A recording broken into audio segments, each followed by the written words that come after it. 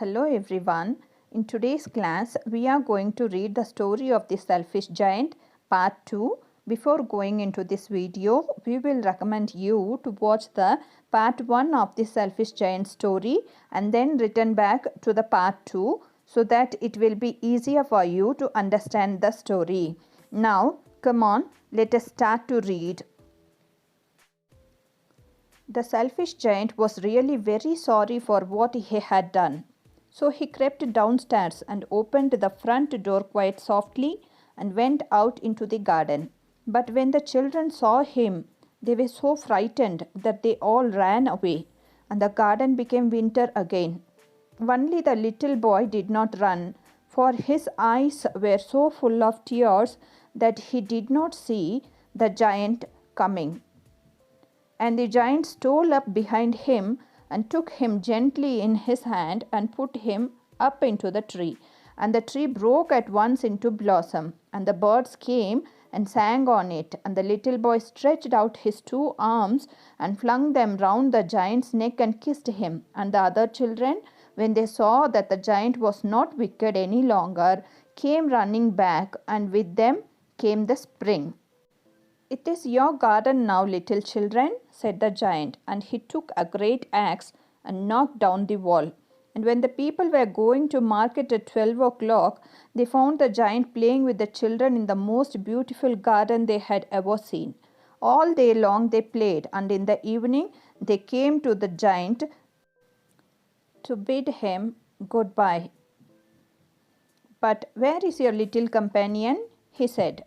"The boy I put into the tree. The giant loved him the best because he had kissed him."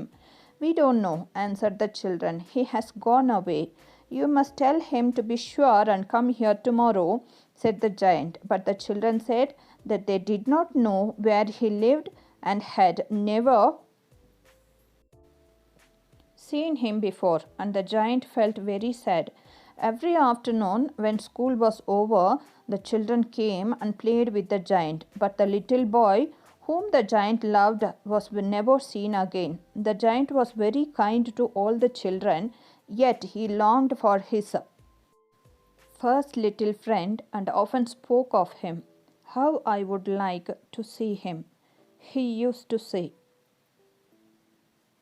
Years went over, and the giant grew very old and feeble.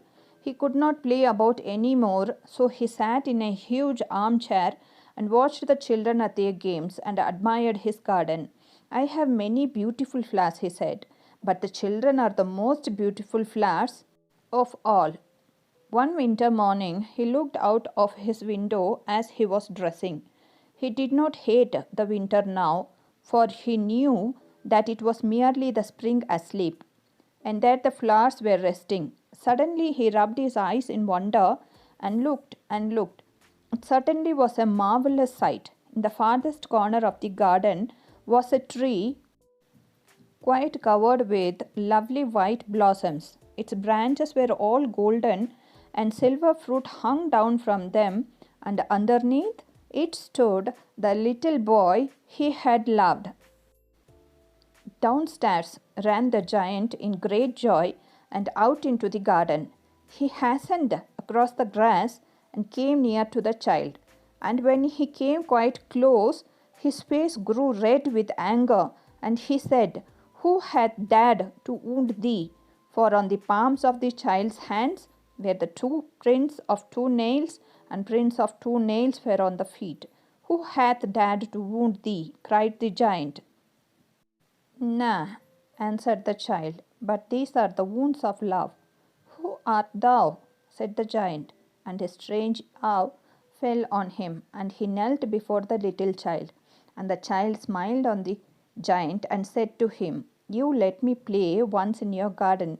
Today you shall come with me to my garden, which is paradise." And when the children ran in that afternoon, they found the giant lying dead under the tree, and all covered with white blossoms.